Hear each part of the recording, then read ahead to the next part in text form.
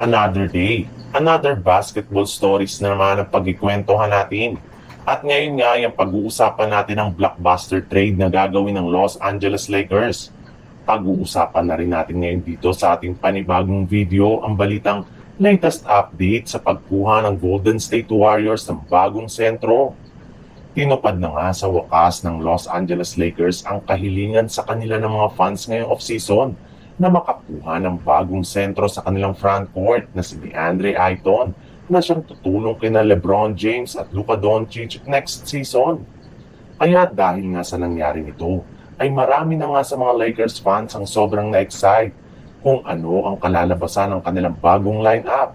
Sa katunayan, inilabas na rin naman nga po ngayong araw ang potensyal na bagong starting five ng Lakers next season na bubuuhin ni na Luka Doncic, Austin Reeves, LeBron James, Rui Hachimura at si DeAndre Ayton.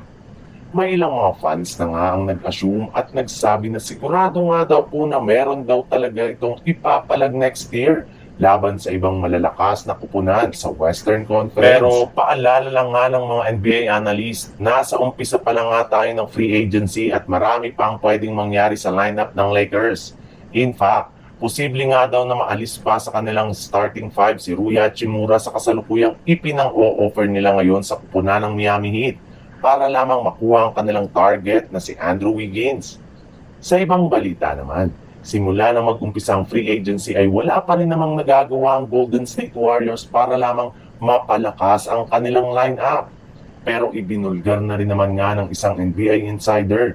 Ginagawa rin naman ng kanilang front office ang lahat ng kanilang makakaya para lamang makakuha ng bagong player sa trade market at free agency. In fact, inopera na nga po nila ng kontrata noong nakarang araw ang kanilang target na veteran free agent na si Al Horford. Ang problema lang, 2 araw na nga ang nakakalipas mula nang bigyan nila ito ng contract ay hindi pa nga niya ito kinukuha o pinipirma hanggang ngayon. Unang pagkakataon sa history ng liga ay pinag-iisipan pa nga ng isang NBA player kung sasali siya o hindi sa isang katulad na kupunan ng Golden State Warriors. Nagdadalawang isip pa rin nga daw si Horford kung ipagpapatuloy pa rin niya ang kanyang karir o kung tuluyan na siyang magre-retiro sa NBA.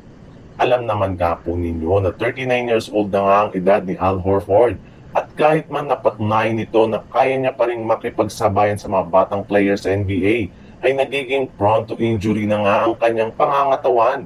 Kaya nag-iisip na nga siya kung makakapag-ambag pa nga ito sa Golden State Warriors.